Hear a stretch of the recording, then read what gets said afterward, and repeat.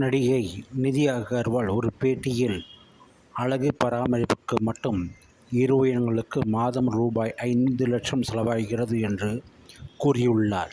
அவர் அளித்த பேட்டியில் அவர் மாதம் மட்டும் 5 லட்சம் ஆகிறதாகவும், இதில் டிராவல் செலவு, தங்குவது, டயட், ஜிம் ட்ரெய்னர், பார்லர் செலவுகள் என மொத்தம் 5 லட்சம் ரூபாய் வரை செலவாவதாக கூறியிருக்கிறார்.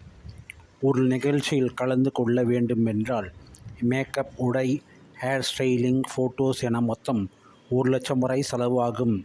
அதை சில நேரங்களில் நிகழ்ச்சி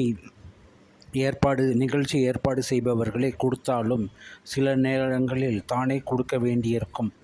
இந்த செலவெல்லாம் எனக்கு மட்டும் கிடையாது, மற்ற ஹீரோயின்களுக்கும், என்னை விட பெரிய ஹீரோயின்களுக்கு இதைவிட அதிகமாக செலவாகும் என நிதி அகர்வால் கூறியிருக்கிறார்.